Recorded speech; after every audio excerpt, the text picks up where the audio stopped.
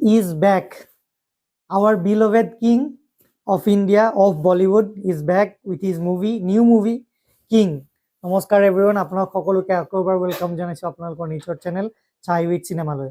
আমি দেখিলোঁ যোৱাকালি কিঙৰ এটা টিজাৰ ৰিলিজ হৈছে আৰু টিজাৰটোত বিশেষ ইমান এটা গ্লিমছ একো দিয়া নাই, খালি VFX মানে ক'ব পাৰি আৰু কেনেকুৱা ভৰি VFX আছে এইখন মুভিত।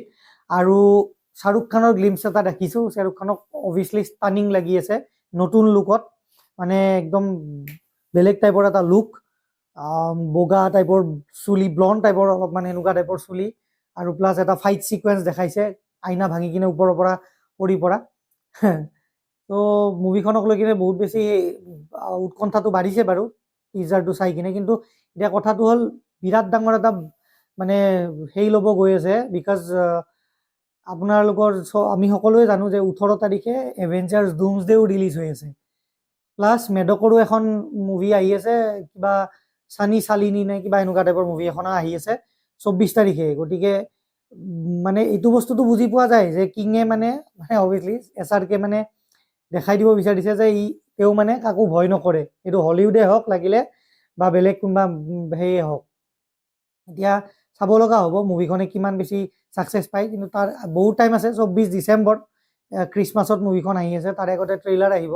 আজিকালিতো আমি সকলোৱে জানো ট্ৰেইলাৰ 1, ট্ৰেইলাৰ 2, ট্ৰেইলাৰ 3 এনেকৈ আহে। গতিকে ইয়াতকৈ আৰু বেছি ক'ব লগা একো নাই টিজাৰটোৰ বিষয়ে। টিজাৰটোত যদি আপোনালোকে চোৱা নাই, গৈ কিনে নিশ্চয় ইউটিউবত চাব পাৰে। টিজাৰটো বেয়া লগা নাই, মাত্ৰ 49 ছেকেণ্ড মানৰ এটা টিজাৰ।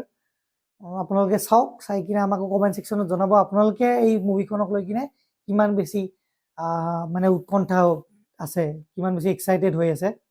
বিকজ প্ৰায় ভালেখিনি দিন মূৰত জানো শ্বাহৰুখ খানৰ মুভি এখন আহি আছে, আৰু শ্বাহৰুখ খানৰ মুভি মানেই ফেষ্টিভেল বুলি ক'লেও ভুল নহয় ইণ্ডিয়াত। ইয়াতকৈ বেছি দীঘল আৰু নকৰোঁ। আমাৰ বাকীবোৰ ভিডিঅ' যেনেকৈ চাইছে এইটোও নিশ্চয় চাব, আমাক খুবেই মৰম দিছে।